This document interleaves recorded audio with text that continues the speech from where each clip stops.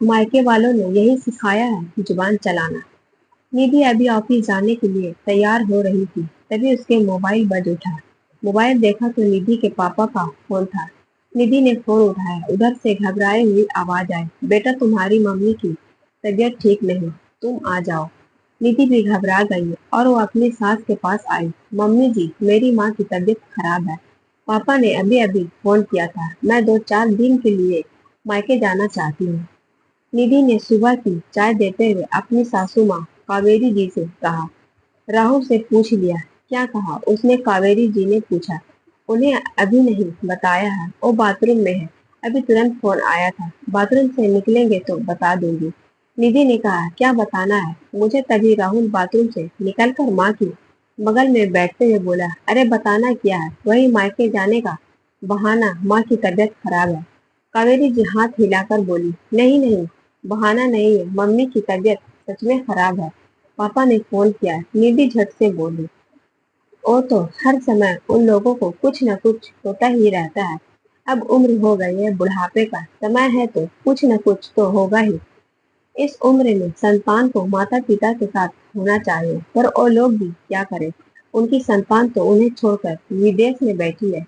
कावेरी जी ने निधि को सुनाते हुए बोली, भैया सिर्फ कुछ साल के लिए गए हैं, 3 साल पूरे हो गए हैं, 2 साल के बाद वे लोग वापस यहाँ आ जाएंगे।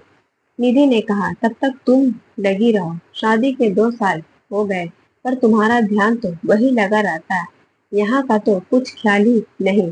शाम को राहुल के साथ चली जाना और मिलकर आ जाना। कावेरी जी ने राहुल की ओर देखते हुए कहा, हाँ यह ठीक है, अभी ऑफिस जाते हैं, शाम को चलेंगे। राहुल ने भी सहमति जताई, लेकिन पापा कुछ घबराए लग रहे थे। मैं अभी जाना चाहती हूँ, हो सकता है मम्मी को हॉस्पिटल ले जाना पड़े। निधि घबराते हुए बोली, और तुम्हारा ऑफिस? राहुल ने पूछा। मैं अभी 2 दिन की छुट्टी ले लूंगी और फिर आगे देखूंगी क्या करना है, जरूरत होगी तो छुट्टी बढ़ा लूंगी। निधि बोली, लेकिन यहाँ का क्या, मेरे घुटने का दर्द बढ़ा हुआ है, मेरी तबीयत भी कुछ नहीं ठीक लग रही है।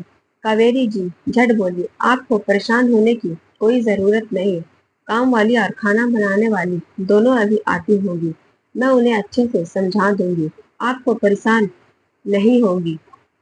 वो लोग सब कुछ अच्छे करके आपको भी देख लेंगे, आपको कोई काम नहीं करना पड़ेगा। और सब तो ठीक है, पर रहने की कोई जरूरत नहीं है, देख कर आ जाना, रुक मत जाना। कावेरी जी ने जोर से बोला, अभी तो मैं गई भी नहीं, पहले जाकर देखूं तो कैसी तबीयत है, तबीयत खराब होगी तभी रहूंगी, आप इतना परेशान क्यों हो रही है?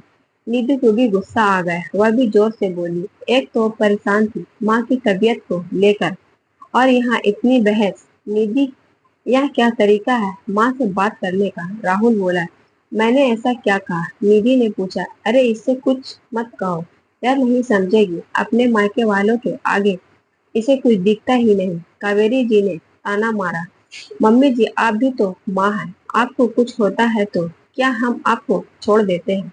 निधि ने गुस्से में कहा, आपकी अच्छी तरह देखभाल करती हूँ ना, फिर अपनी माँ को क्यों छोड़ दूँ?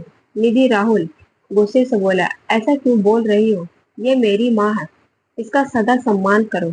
आज मैं जो भी हूँ माँ की बदौलत हूँ, पापा तो बचपन में ही ऊपर चले गए थे, माँ ने ही इतनी अच्छी तरह पालन पोषण किया, पढ़ाया लिखाया, तभी मैं आज इतनी अच्छी जिंदगी बिता रहा हूँ। मेरी जिंदगी में माँ का महत्व बहुत ज्यादा है और मेरा फर्ज है कि मैं अपनी माँ का जिंदगी भरा पूरा पूरा ध्यान रखूं। हम माँ के लिए जो भी करते हैं वह हमारा कर्तव्य है, और मैं नहीं चाहता मेरी माँ को कोई भी दुख हो, और मैं जो भी करता हूँ उनकी संतान होने के नाते करते हैं, कोई एहसान नहीं करते उन पर। तुम्हें भी हमेशा इस बात का ध्यान रखना है, समझी? राहुल गुस्से में उठकर खड़ा हो गया। कमरे का वातावरण तनाव से भर गया। अरे ये क्या समझेगी, मायके में संस्कार, व्यवहार, रिश्ते का महत्व सिखाया गया हो तब ना। कावेरी जी व्यंग्य से बोली, नहीं मम्मी जी, मैं सब समझ गई, पहले मैं कुछ दुविधा में थी, पर आप लोगों की बातें सुनकर मैं माँ का महत्व और संतान का माता पिता के फर्ज को बहुत अच्छी तरह समझ गई। निधि एकदम शांत स्वर में बोली, राहुल, मैं माँ के प्रति तुम्हारे विचार जानकर बहुत खुश हूँ, पर जो बातें तुमने अपनी माँ के लिए कहा, वो सभी बातें मेरी माँ पर भी लागू होती है। मेरी माँ ने भी मेरे लिए वो सब किया है जो तुम्हारी माँ ने तुम्हारे लिए किया है। तुम्हारे मन में तुम्हारी माँ के प्रति जो भाव है, मेरे मन में मेरे माँ के प्रति भी वही भाव है। तुम्हारी माँ मेरी माँ में फर्क क्या है? माँ माँ में भेदभाव क्यों? माँ तो माँ है, तुम्हारी हो या मेरी, फिर उनके प्रति फर्ज निभाने में भेदभाव कैसा? निधि ने एक गहरी सांस ली।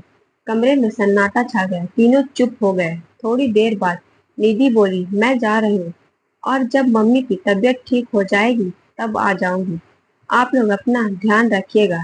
कहते हुए वह कमरे से बाहर जाने लगी। रुको निधि, मैं भी तुम्हारे साथ चलता हूँ, राहुल ने कहते हुए माँ की ओर देखा। माँ ने भी सिर हिलाकर अपनी स्वीकृति प्रदान कर दी। कमरे का तनाव खत्म हो गया था। निधि राहुल के पीछे गया और निधि से माफी बोला। निधि, मैं भूल गया था, मुझे माफ कर दो। निधि ने मुस्कुरा दिया, बोली, राहुल, माँ माँ होती है, क्या मेरी क्या तुम्हारी? राहुल बोला, हाँ तुमने सही कहा, चलो जल्दी चलते हैं वरना फिर पापा का फोन आ जाएगा। निधि मुस्कुरा दी और दोनों चले गए।